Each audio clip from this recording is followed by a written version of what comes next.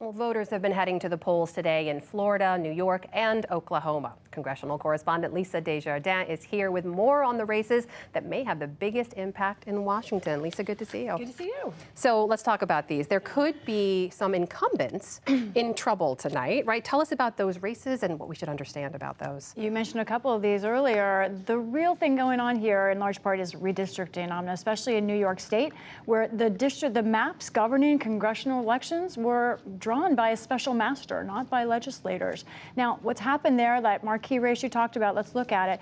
Two members of the House Democratic Party who are chairmen, both of them, Jerry Nadler, chairman of the Judiciary Committee, Carolyn Maloney, chairwoman of the Oversight Committee. This is incredibly unusual. They also are, both of them, in the top 20 most senior members of the House. And they are facing also a third opponent that's worth noting, Suraj Patel, a progressive. So all of these dynamics are in play. I understand low turnout there in that New York City race that we're going to be watching very closely. They're not the only incumbents that we're watching tonight. Also in New York State, Mondaire Jones, rising star in the party. You see him there on the left. He was redistricted in a way that made him decide to move 1 hour away from where he currently lived to try and face a new opponent in a very crowded race, rather than face the man in the middle, Sean Patrick Maloney, who himself is the leader of Democrats' efforts nationwide congressionally. He faces a progressive challenger who has been endorsed by Alexandria Ocasio-Cortez. We're watching him tonight. Then in Florida, we see the Congresswoman there on the right.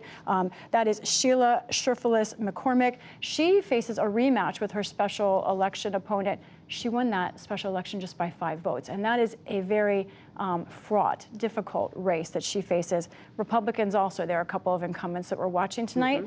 Matt Gaetz, some of our viewers may be familiar with that name. Trump supporter, a man who has faced legal troubles and also reportedly under investigation. He is someone we're watching tonight. And Dan Webster there on the right for different reasons. He has an opponent in the Tampa area from the right side, the Trump side of the party. We're watching them. So that's one Republican race there. But broadly speaking, when you look at Republicans, are there other particular races or particular candidates that stand out for them tonight? This theme of people who call themselves disruptors, who their opponents would say could be dangerous because they are election deniers, is something we're watching tonight as well. I want to point out a couple of candidates tonight we're watching. Anthony Sabatini is the first one. He's the man there on your left. He is someone calling for defunding of the FBI. He's in a Florida race that could be close tonight. Laura Loomer there on the right, a very outspoken Trump ally, but someone who has described herself as an Islamophobe. She is the one running against that congressman I mentioned a minute ago, Daniel Webster. She's more of a long shot, but we're still watching that race. Then also in New York, there's a man, Carl Palladino. He was a candidate for governor before. He has since then said things including that he believes Hitler is someone who is a kind of leader we need today because of his ability to draw crowds. So his race versus the state Republican Party chair is one we're watching tonight as well. A lot of high-profile races. In Florida, there's another big race we're watching, not just people in Florida, people nationwide, I think it's fair to say. What do we need to know about that? Okay, this is a big race because of who? Ron DeSantis. He is, of course, rising very quickly in the conversation about 2020 and the White House itself. He's up for re-election, the Republican governor of Florida. You see him right there.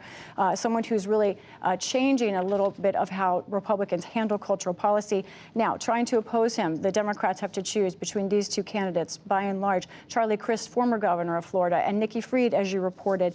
She is the current state agriculture commissioner. She's the only Democrat who is elected statewide right now. And this is kind of a generational question, Amna, really, about what Democrats want and who they think can win against Ron DeSantis. What about when you look ahead to the fall? Are there any races you're tracking that could be bellwethers for the midterms? Yes, I want to talk about New York again. We're going back and forth with these two gargantuan states, but New York's 19th race, we're talking about the Hudson Valley, people who know New York. There it is right there. There is a Democrat, Pat Ryan, versus Republican, Mark Molinaro. I could say a lot about them, but I honestly think their ads speak for themselves in this special election that will determine who wins the seat, at least temporarily. Listen to how their ads kind of convey what they are trying to say. Pat Ryan graduated from West Point and risked his life in combat. He fought for our families, for our freedom. And freedom includes a woman's right to choose. How can we be a free country if the government tries to control women's bodies? That's not the country I fought to defend. Who's to blame for inflation? Liberal Washington Democrats. Their spending feeds higher prices at the grocery store, while their energy policies drive up prices at the pump. More terrible ideas from Biden-Pelosi Democrats. Republican Mark Molinaro, a record of listening, problem solving. He'll keep spending under control. So see what they did there? We got abortion on the one hand, inflation on the other, and the tones were also very different. This is a swing district. This is a place that President Biden won by just 1 point or a few points last time, and I will have to say the map is going to change. So we'll have a different race in November, but it's still a gauge of who is voting and how they're voting right now. We'll be tracking that and so much more. Thank goodness you're staying on top of it for all of us. Lisa Desjardins, thank you so much. You're welcome. And don't forget, online, you can see all of today's election results as they come in.